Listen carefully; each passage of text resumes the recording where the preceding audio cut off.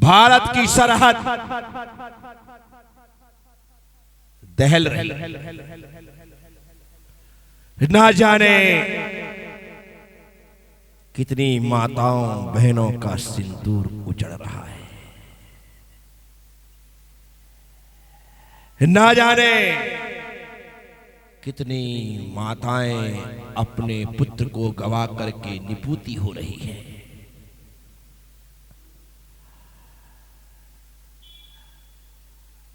स्थिति भयावह है। कोई भी मानने को तैयार नहीं है। हमारा युद्ध पाकिस्तान से नहीं है, हमारा युद्ध आतंकवाद से है। हम उन लोगों को धरती से हटाना चाहते हैं जो धरती को मिटाना चाहते हैं। हमने अपने हाथों में अस्त्र भी उठाए हैं, तो अस्त्र हिंसा के लिए नहीं, अहिंसा की रक्षा और सुरक्षा के लिए है। अहिंसा को पालने वालों की रक्षा और सुरक्षा के लिए है। आज अपने ही लोग प्रश्न उठाते हैं, अपने ही लोग अपने ही संस्कार पर अंगुलियां उठाते हैं, कहते हैं कि मोदी जी अच्छा नहीं कर रहे। अपने ही लोग जिनकी सोच में आतंकवाद होता है, वे लोग एक अच्छे फैसले के विरोध में खड़े होते हैं। साथियों, देश की रक्षा करना, देशवासियों को महफूज रखना सरकार का काम होता है। यदि वे कोई निर्णय करते हैं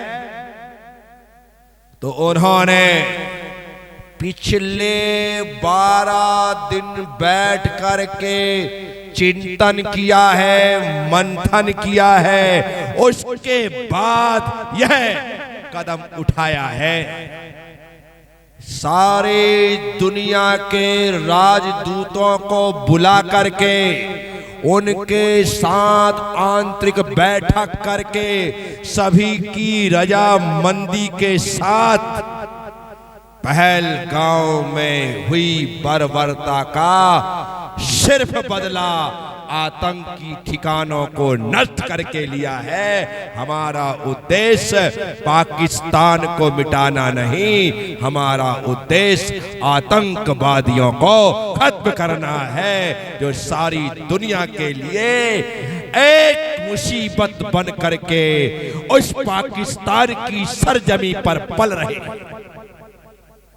कब कहां फन उठा करके डसने को तैयार हो जाए कह नहीं सकते। इसलिए उनके फनों को कुचल देना भारत सरकार ने सिंदूर ऑपरेशन के नाम से इस अभियान को छेड़ा।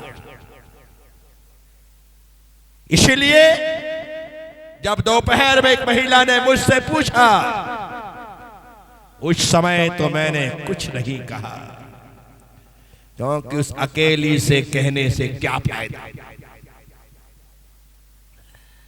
साथियों, धर्म सिर्फ शास्त्रों को उठाना नहीं, शस्त्रों को हाथ में लेना भी सिखाता है।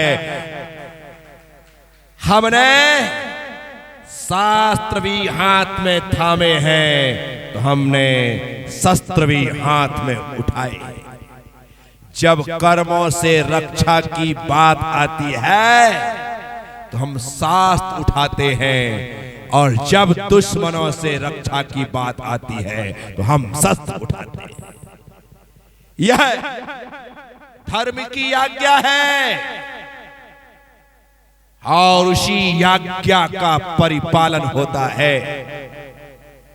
चामुंडराय सेनापति था,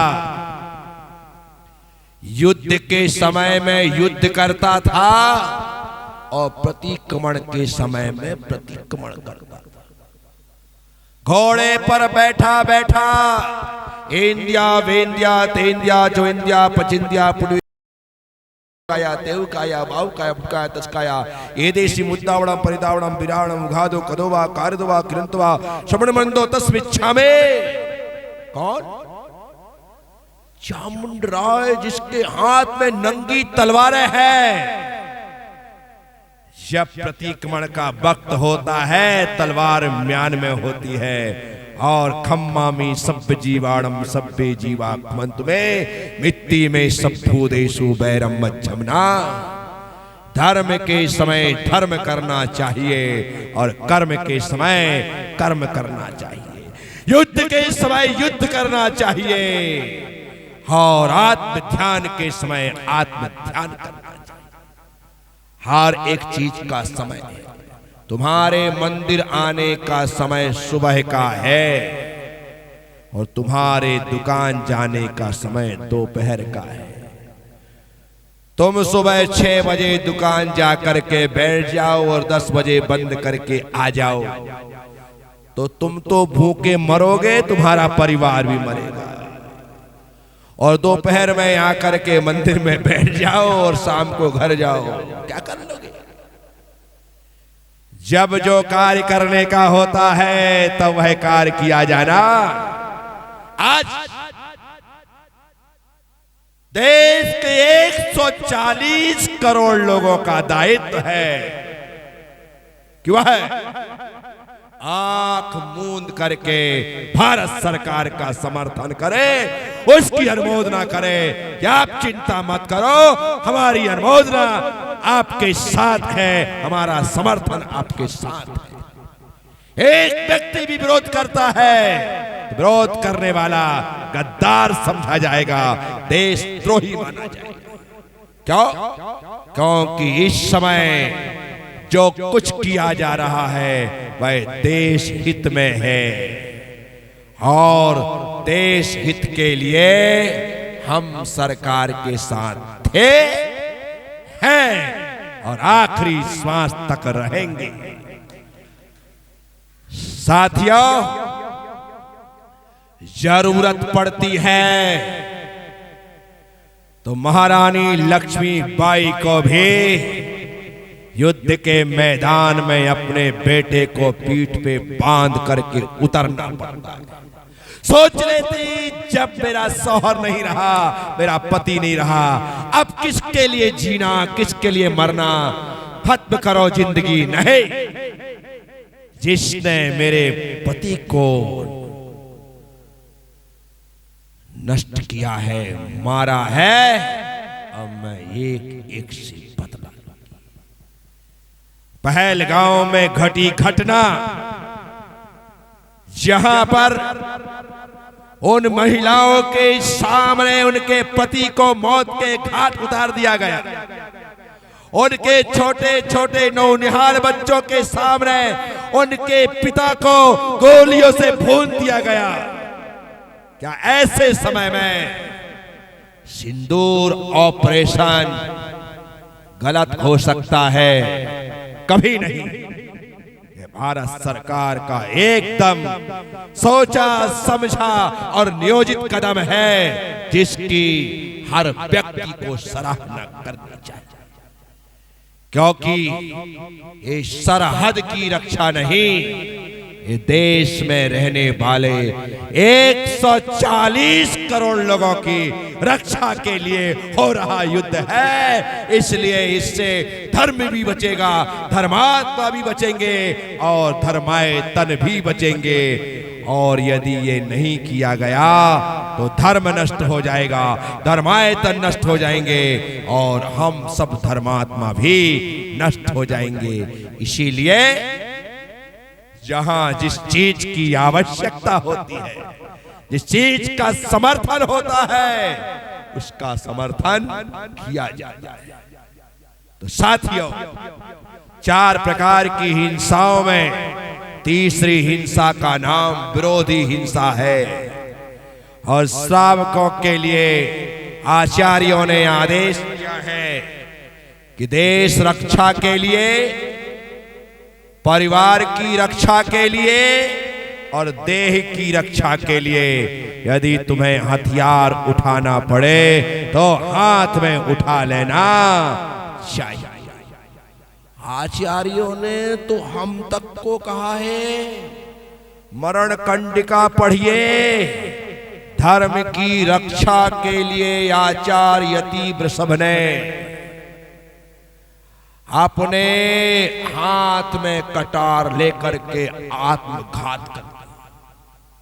क्या कर लिया? आत्मघात कर लिया, एक सूत्र लिख करके। क्योंकि यदि वो ऐसा नहीं करते तो पूरे जिन शासन पर कलंक लगता। लेकिन उन्हें लगा कि इस समय आत्मघात करना ही धर्म रक्षा के लिए जरूरी है। उन्होंने खून से दीवार पर सूत्र लिखा और आत्मघात कर लिया। साथियों, साधु शस्त्र उठाएगा तो दूसरों को मारने के लिए नहीं, धर्म को बचाने के लिए खुद को बलिदान दे देगा और धर्म की रक्षा सुरक्षा करेगा। तो आप सबसे कह रहा हूं, आपके कौन से नियम धर्म है? अभी अणुव्रत तो तुमने ग्रहण किए नहीं है और कहते हैं कि युद्ध की अनुमोदनों में पाप लगेगा, दोष लगेगा। नहीं करोगे तो लगेगा। क्या साथियों, मैं आप सबसे, हम उस समय में बैठे हैं जहां पर सरहदें हिल रही है, लेकिन हम यहां पर सुरक्षित हैं, एकदम सेफ है, कोई खतरा नहीं है। कोई आवाज आ रही है आपको मिसाइल की, बम की? अरे मुझे तो नहीं आ रही। क्यों नहीं आ रही? क्योंकि हमारी सुरक्षा के लिए लोग सरहद में जान दे रहे हैं, इसलिए हमारी जान सुरक्षित है।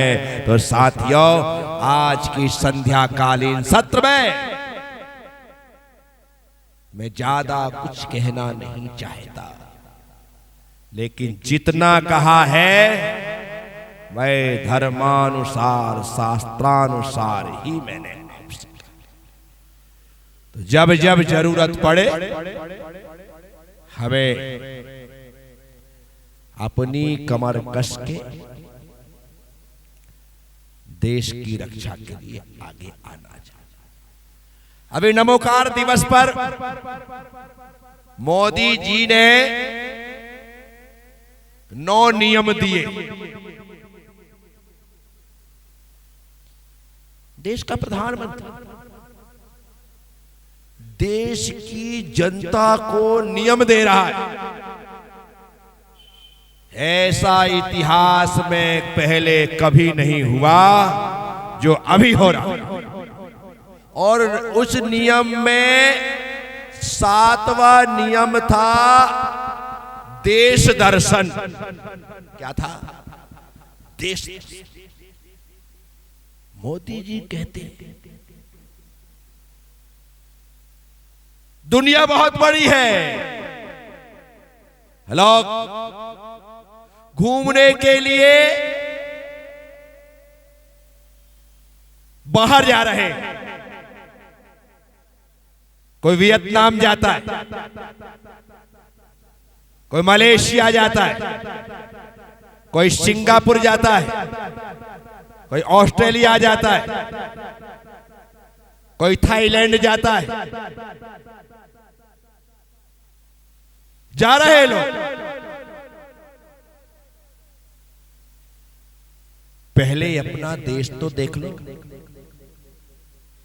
इतना बड़ा है हिंदुस्तान, कश्मीर से लेकर के केरल तक, कश्मीर से लेकर के इतने स्थान है घूमने फिरने के, हिल स्टेशन हैं, आप वहां पर जाकर के गर्मियों के दिनों में ठंडक महसूस कर सकते हैं, ठंडी के दिनों में गर्मी को भी एहसास कर सकते हैं। ऐसी हमारी भारत की सरजमी है।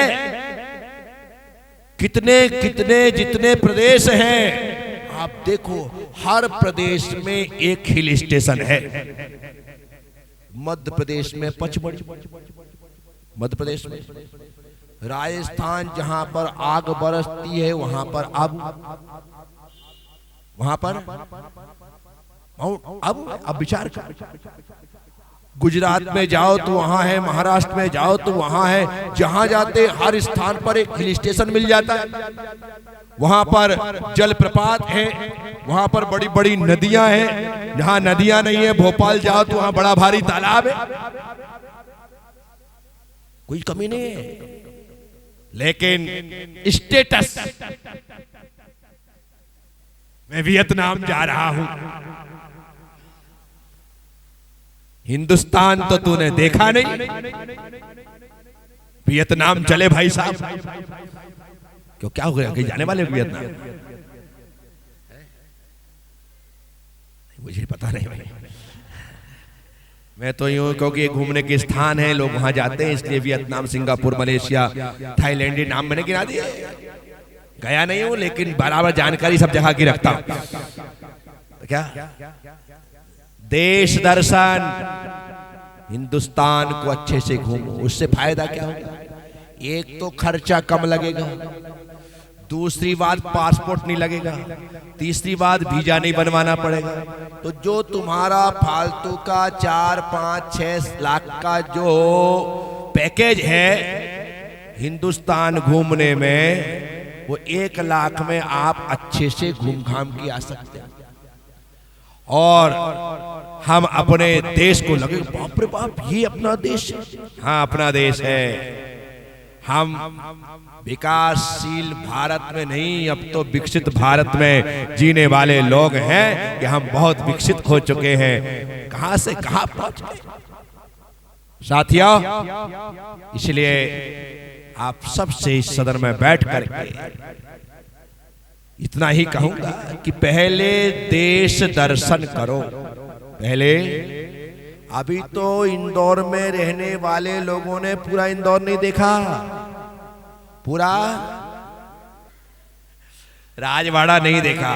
हाँ सब लोग थोड़ी, जबकि राजवाड़ा खुला है, आप अंदर जा सकते, वहां म्यूजियम है, वहां पर बहुत सारी चीजें, मैं तो 2-3 बार हुआ अंदर से। वहां पर अहिल्या की मूर्ति बाहर लगी हुई, वहां पर हमने खड़े होकर फोटो खिंचवाई बाहर से, फिर भीतर गए, देखा अंदर से। बहुत सारे लोग हैं जिसने अंदर से नहीं देखा, देखना चाहिए। पूरा इंदौर देखो, पूरा उज्जैन देखो, पूरा मांडव ये ना, मांडवगढ़, मांडव देखो, मंडलेश्वर देखो, महेश्वर देखो, ओमकारेश्वर देखो, सिद्धबरकोट देखो, बड़वानी देखो, ऊन देखो, बनेड़िया देखो, मक्षी देखो, आसपास तो देखो अंदर से। क्या लेकिन हमें तो बाहर जाने का शौक है। लोग कहेगा अरे वाह। साथियों देश दर्शन, क्या ये मोदी जी ने बहुत अच्छी बात की है। निश्चित तौर पर मैं उनके सोच को, मैं उनके विचार को, मैं उनके चिंतन को सोचता हूं कि आखिर एक व्यक्ति इतने व्यस्ततम समय में इतना अच्छा कैसे सोच लेता है और इतने अच्छे तरीके से देश को कब कौन सा मैसेज देना है, किस मंच से क्या कहना है, वो सिर्फ वही जानता है। इसलिए देश दर्शन करिए, और देश दर्शन करोगे तो देव दर्शन भी मिलेंगे। क्या मिलेंगे?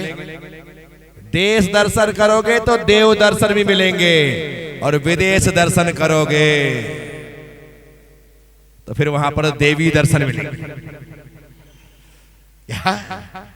बैंकॉक चले जाओ तो मिलेंगी देवी यहीं।